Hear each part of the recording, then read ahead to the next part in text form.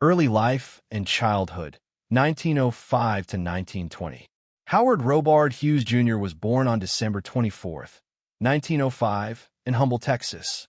His father, Howard Hughes Sr., was a successful businessman and inventor, while his mother, Aline Ogle Hughes, was a strict yet cultured woman.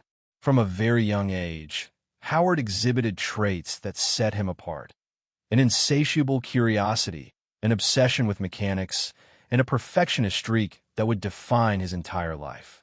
As a child, he spent hours disassembling and reassembling toys, machines, and gadgets. Unlike other kids, he wasn't interested in sports or games, but rather in understanding how things worked. His parents encouraged education, and Howard's intellectual talents quickly became apparent. By the time he was in school, he was recognized for his brilliance, though his reserved and introverted personality made him stand out from his peers. Even as a boy, Howard showed an unusual fascination with aviation. The early 20th century was the golden age of flight, and the young Hughes often read everything he could about airplanes, engines, and aerodynamics. Teen years and the Hughes family business, 1920 to 1925. In his teenage years, Howard became involved in the family business, Hughes Tool Company, which produced drill bits and equipment for the booming oil industry. Under his father's guidance, he developed a keen sense of business strategy and innovation. He was not just interested in profits. He was determined to improve the technology itself. During this period, Howard also began exploring his other passions. He was captivated by engineering and mechanics, spending late nights tinkering with experimental devices. This combination of business acumen and technical curiosity would later become the hallmark of his career. Hollywood dreams, 1925 to 1935. Howard Hughes entered Hollywood in the 1920s, seeing the motion picture industry as both a lucrative opportunity and a canvas for innovation. His early projects focused on high-risk films that pushed technical boundaries. One of his most famous early works was Hell's Angels, 1930. A World War I aviation epic. Hughes demanded unprecedented realism, using actual aircraft for daring aerial sequences. He personally supervised these stunts, often risking his own life. The film was a technical marvel, though it nearly bankrupted him due to the enormous production costs. Hollywood became a playground for Hughes' perfectionism. He invested in sets, cameras, and cutting-edge sound equipment to achieve cinematic brilliance. Yet, even amid glitz and glamour, his heart remained with aviation. Aviation ambitions take flight, 1930 to 1940. The 1930s marked the beginning of Hughes' lifelong pursuit of aviation excellence. He founded the Hughes Aircraft Company, where he designed revolutionary planes that challenged conventional aerodynamics. In 1935, he introduced the H-1 Racer, which became the fastest aircraft in the world at the time. Hughes himself flew the plane during test flights, demonstrating not only courage, but also his mastery of engineering. Hughes' fascination with speed and innovation reached a global stage in 1938, when he completed a record-breaking around-the-world flight. This achievement cemented his reputation as one of the greatest aviators of his generation. Aviation innovations during World War II, 1940 to 1950. During World War II, Howard Hughes' skills were put to critical use. He worked closely with the U.S. military, designing advanced aircraft and helicopters. His innovations included lightweight alloys, more efficient engines, and aerodynamic improvements that set new standards for military aviation. Hughes' planes were considered revolutionary. They allowed the United States to maintain a technological edge during wartime, and his contributions to aviation were unmatched. This period also expanded his wealth and influence, as the military contract provided enormous financial rewards. Hughes' business empire expands, 1950 to 1960. By the 1950s, Howard Hughes was not just an aviator or filmmaker. He had become a business tycoon. He owned stakes in airlines, real estate, and hotels, and had nearly complete control over TWA, Trans World Airlines. His meticulous management style, combined with his insistence on innovation, transformed TWA into one of the world's leading airlines. Despite his immense success, Hughes' eccentricities began to dominate his life. He became increasingly reclusive, obsessively focused on cleanliness and order, and wary of public appearances. Rumors about his personal life, health, and mental state circulated widely, making him a source of fascination for the media.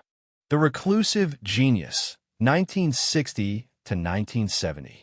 By the 1960s, Hughes had largely withdrawn from public life. He spent months, sometimes years, in hotels, private estates, and even isolated in darkened rooms.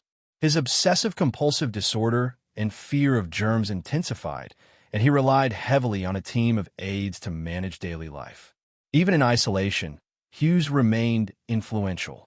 He continued to make major business decisions, innovate in aviation, and maintain control of his vast empire. Yet his mental and physical health were deteriorating, marked by chronic pain, insomnia, and drug dependency. Legal battles and corporate intrigue, 1970 to 1975. Howard Hughes' final years were filled with corporate and legal battles. Ownership of TWA and other ventures was hotly contested, as rivals and board members sought to limit his control. Hughes' health problems made it difficult for him to manage these disputes directly.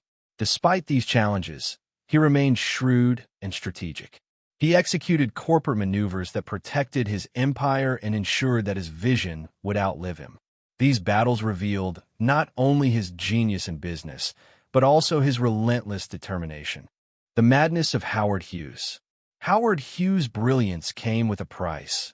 His mind became his greatest battle. By the late 1960s and early 1970s, Hughes' mental state had drastically worsened. His once charming eccentricities had evolved into full-blown obsessive-compulsive disorder. He became terrified of germs, refusing physical contact, and demanding his surroundings be scrubbed repeatedly.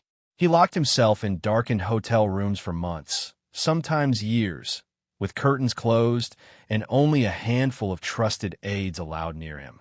He communicated through memos and notes, often writing obsessively detailed instructions about food, cleanliness, and even how his staff should behave.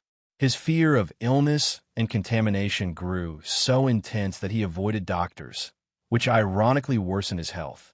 He stopped cutting his hair and nails, rarely bathed, and lived on a diet of chocolate bars and milk. Despite this, Hughes was still making major business decisions from his room, influencing aviation deals, casino purchases in Las Vegas, and even political donations. The world saw him as a mystery man, a billionaire genius who had seemingly vanished, becoming a living legend of paranoia and isolation. This period is where the line between genius and madness blurred, making Howard Hughes one of the most fascinating and tragic figures of the 20th century. Decline and death, 1975 to 1976. Howard Hughes' health continued to deteriorate in the mid-1970s. His reclusiveness became extreme, and he was rarely seen in public. On April 5, 1976, Howard Hughes passed away in Houston, Texas, at the age of 70. His death left the world in awe of both his accomplishments and his eccentricities.